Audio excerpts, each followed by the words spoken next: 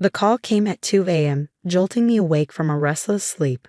The number was unfamiliar, but something made me answer anyway. Emma? The voice on the other end was shaky, desperate. Emma, I need your help. My sister Sarah. I hadn't heard her voice in 10 years, not since that night when she stood in front of my burning bakery, cigarette in hand, watching everything I'd built turn to ash. Please, she continued, her voice breaking.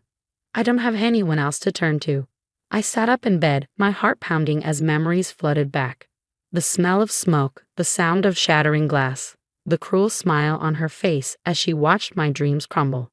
But instead of hanging up, I found myself saying something that surprised even me. Of course, Sarah. Whatever you need. My name is Emma Chen, and 10 years ago, my sister destroyed everything I had worked for. But let me take you back to the beginning to explain how we got here. Growing up, Sarah and I were never close. She was the golden child, the one who could do no wrong in our parents' eyes. Perfect grades, perfect friends, perfect life. I was the quiet one, the dreamer who spent hours in our mother's kitchen learning to bake, finding solace in the precise measurements and delicate art of pastry making. When I announced my plan to skip college and open a bakery, Sarah laughed. Really, Emma? That's your big plan? To play with flour all day? Our parents weren't much better. You're throwing your life away, Dad said, shaking his head. Sarah's going to business school. Why can't you be more like her? But I didn't listen. I had saved every penny from years of after-school jobs, carefully tucking away money while Sarah spent hers on designer clothes and parties. By the time I was 22, I had enough for a down payment on a small storefront in downtown Portland. Sweet Dreams Bakery wasn't much at first. The walls needed paint, the equipment was secondhand, and the location wasn't ideal. But it was mine. Every morning at 4 a.m., I'd unlock those doors, fire up the ovens, and start creating. My signature lavender macarons became a local favorite. The wedding cake orders started rolling in. Slowly but surely, my little bakery began to thrive. Sarah, meanwhile, dropped out of business school after 2 years. It's boring, she complained to her parents. I need to find myself. They nodded sympathetically and increased her monthly allowance. I didn't care. I was too busy building my dream. By year 3, Sweet Dreams had developed a loyal following. My Instagram page had thousands of followers and local food blogs were taking notice. I hired 2 full-time employees and was planning to expand into the vacant space next door. Then Sarah showed up at my door one rainy Tuesday afternoon. Nice place, she said, looking around with an expression I couldn't quite read. Mom mentioned you were doing well. It was the first time she'd visited in the 3 years I'd been open. She wandered around the shop, running her finger along the display cases, examining everything with critical eyes. You know, she said finally, I've been thinking about getting into the food business myself. Maybe we could partner up? You've got this whole baking thing down, but you could use some real business expertise. I nearly dropped the tray of cookies I was holding. Partner up? Yeah, let's be honest, Emma. You're good at the whole cooking thing, but business, marketing, finance, that's my world. We could make this place huge. I took a deep breath, carefully setting down the tray. Sarah, I appreciate the offer, but I'm doing fine on my own. The business is growing steadily, and I have plans for expansion already in motion. Her face darkened. Seriously, you're turning me down. After everything I could bring to this? What exactly would you bring, Sarah? You dropped out of business school. You've never held a real job. This is my business, my dream. I built it from nothing. Right, she sneered.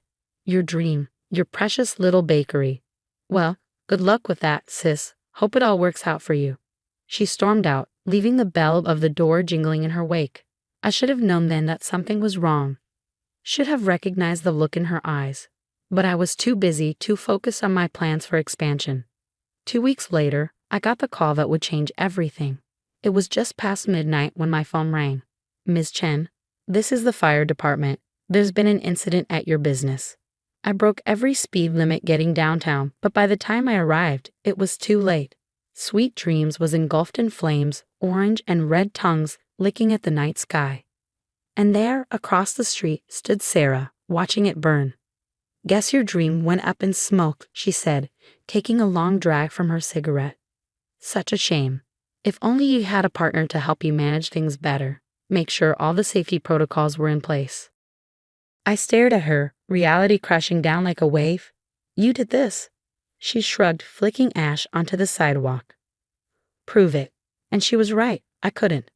The fire investigation revealed that someone had broken in and deliberately set the fire, but there was no concrete evidence pointing to Sarah. The security cameras had been disabled. The insurance company fought the claim, citing suspicious circumstances. In the end, I was left with nothing but ashes and debt. Our parents, predictably, chose not to get involved. We can't take sides, Mom said when I tried to tell them what Sarah had done. You girls need to work this out yourselves. I left Portland a week later, unable to bear the sight of my ruined dreams. I moved to Seattle, started over with nothing but the recipes in my head and the determination in my heart. It took years of hard work, but I slowly rebuilt my life. Not with a bakery this time. The thought of opening another one was too painful. Instead, I channeled my knowledge into consulting, helping other small food businesses get started and thrive.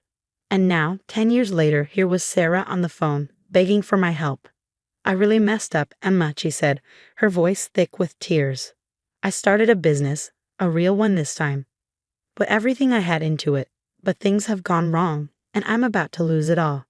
You're the only one who knows about this stuff, who might be able to help me save it. I closed my eyes, thinking about that night, about the smell of smoke and the sound of my dreams crackling into nothing. Then I thought about the last 10 years, about everything I'd learned about business, about success, about revenge served cold. Where are you? I asked, keeping my voice gentle. Let's meet tomorrow. I'll see what I can do. As I hung up the phone, I couldn't help but smile. Sarah thought she was reaching out to her successful sister for help. She had no idea she was walking right into the trap I'd spent 10 years preparing for. Sometimes the sweetest revenge takes time to rise. The coffee shop was nearly empty when Sarah walked in the next morning. 10 years had changed her, gone were the designer clothes and perfectly styled hair. Instead, she looked tired, worn down, almost fragile. Emma, she said, sliding into the seat across from me. Thank you for meeting me. I know I don't deserve it. I studied her carefully, noting the dark circles under her eyes, the way her hands trembled slightly as she clutched her purse. Tell me what's going on, I said, keeping my voice neutral. She took a shaky breath. I started a business 2 years ago, a high-end boutique. Used every connection I had, even convinced Mom and Dad to invest. Things were good at first, really good. But now, she paused, blinking back tears. I made some bad decisions. Trusted the wrong people. The store is drowning in debt, and I just found out my business partner has been embezzling money. I took a slow sip of my coffee, letting her words hang in the air. How much? Almost everything, she whispered. $500,000. Gone. And the worst part? Mom and Dad's investment. That's gone too. They don't know yet. I can't face them, Emma. I can't tell them I lost everything. The irony wasn't lost on me. Here was Sarah, facing the loss of everything she'd built, just like I had 10 years ago. But while my destruction had come from her deliberate malice, hers was the result of her own poor choices. I need your help, she continued, her voice breaking. You're the only one I know who understands business, who might know how to fix this. Please, Emma. I know I don't deserve your help, not after everything, but I'm desperate. I set my cup down carefully, thinking about the files sitting in my home office, the one I'd been building for years. Inside was every piece of information I'd gathered about Sarah's business ventures, every connection I'd cultivated, every detail I'd need for this exact moment. Of course I'll help, I said softly. That's what sisters are for, right? Relief flooded her face. Really? Oh God, Emma, thank you. I promise I'll make it up to you somehow. Don't worry about that, I replied, pulling out my laptop. Let's start by going through your books. I need to see exactly what we're dealing with. Over the next few hours, Sarah laid out the entire mess. Her boutique, Lux & Co. had started strong, capitalizing on her social connections and our parents' investment. But her lack of real business experience showed in every decision. She overspent on inventory, signed a lease she couldn't afford, and trusted a smooth-talking business partner who had systematically drained the company's accounts. Mark handled all the financial stuff, she explained, running her hands through her hair. He seemed so professional, so experienced. I never thought to check. I nodded sympathetically, even as I suppressed a smile. Mark Davidson, The business partner I carefully researched and anonymously tipped off about Sarah's boutique 18 months ago. The same Mark Davidson who had a history of targeting vulnerable businesses, who I'd made sure would cross paths with Sarah, had exactly the right moment. Well, I said, closing my laptop, it's not good, but it might not be hopeless. I have some connections who might be able to help. Investors who specialize in turning around struggling businesses. Sarah's eyes lit up. Really? You do that for me? Of course. In fact, I already have someone in mind. They could probably meet with you tomorrow. What Sarah didn't know was that the investors were actually forensic accountants I'd hired years ago, waiting for this moment. They would go through her books with a fine-tooth comb, documenting every mistake, every questionable decision, every legal line she'd crossed in her desperate attempts to keep the business afloat. The next few weeks were a blur of meetings and revelations. Each day brought new discoveries of Sarah's mismanagement, unpaid taxes, unauthorized use of investor funds, falsified documents. She'd done more damage to herself than I ever could have planned. I don't understand, she sobbed one afternoon in my office. Everything's getting worse. The more your people look into things, the more problems they find. I reached across the desk and patted her hand. That's how these things often go. We have to understand the full extent of the damage before we can fix it. But there would be no fixing it. I'd made sure of that. Every solution I proposed led to another complication. Every potential investor I introduced found new reasons to back away. Sarah's desperation grew with each passing day. Finally, the moment I'd been waiting for arrived. Our parents called a family meeting. We need to discuss this situation, Dad said gravely, looking older than I'd ever seen him.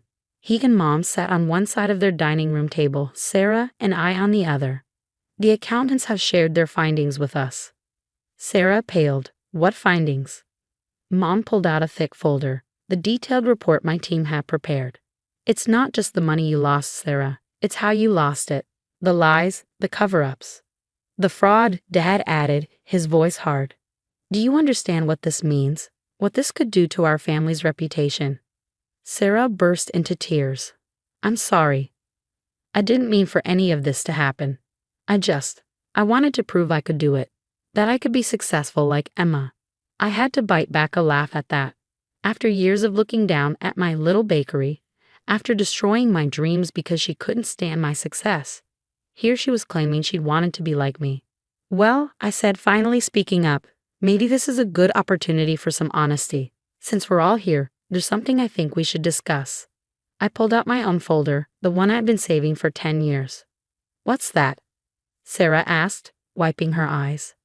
Evidence, I replied calmly. Security camera footage from the buildings across from my bakery, witness statements, chemical analysis of the accelerant used in the fire. Everything the original investigation missed, or chose to ignore, about what really happened that night. The color drained from Sarah's face. What are you talking about? You know exactly what I'm talking about, I said, my voice steady. The night you burned down Sweet Dreams. The night you destroyed everything I'd worked for because you couldn't stand to see me succeed on my own. Our parents sat in stunned silence as I laid out the evidence, piece by piece. The footage showing Sarah entering the bakery late at night. The receipts for the materials used to start the fire. The statements from people who had seen her watching the building burn. Is this true? Mom whispered, looking at Sarah with horror. Did you really? Sarah crumbled. I was jealous, she sobbed. Emma made it look so easy and I couldn't stand it. But I never thought, I didn't think you'd get caught. I finished for her. No, you didn't. Just like you didn't think about what would happen with your boutique. You never think about consequences, Sarah. You never have. Dad's hands were shaking as he looked through the evidence. This is criminal. If this got out, it won't, I said quietly. At least not from me. That's not why I'm showing you this. Then why? Mom asked. I stood up, gathering my things. Because I wanted you all to know the truth. About the bakery, about Sarah's business, about everything. And because I wanted Sarah to understand something. I turned to my sister, meeting her tear-filled eyes. Success isn't about destroying others to get ahead. It's about building something real, something that lasts. Something you never learned to do. I walked to the door, then paused. Oh, and Sarah, consider us even now. Your business is finished. The accountants will make sure of that. But you won't face charges, and neither will Mark Davidson. He agreed to return most of the money he took in exchange for immunity. Amazing what people will do when they realize they've been played. Understanding dawned in her eyes. He planned this? All of it? I smiled. Let's just say I learned a lot about business over the last 10 years, including how to serve revenge at exactly the right temperature. As I drove home at night, I felt lighter than I had in years. The weight of that burning bakery, of Sarah's betrayal, had finally lifted. I got my justice, not through destruction like she had chosen, but through patience and careful planning. Sometimes the sweetest victory isn't in watching something burn. It's in watching it slowly crumble, piece by piece, until there's nothing left but the truth. I never saw Sarah again after that night. Last I heard, she'd moved across the country, trying to start over somewhere new. Our parents eventually recovered most of their investment, thanks to the deal I'd arranged with Mark Davidson. They never looked at either of us quite the same way again. As for me, I opened a new bakery last month, not because I needed to. My consulting business is more successful than Sweet Dreams ever was, but because sometimes the best way to heal old wounds is to face them head-on. The morning we opened, I stood in front of my new ovens, breathing in the familiar scent of vanilla and warm bread. On the wall hung a single photograph, my original Sweet Dreams bakery, taken the day I first opened its doors. Below it, written in elegant script, was a simple phrase: "Success rises best when baked with patience."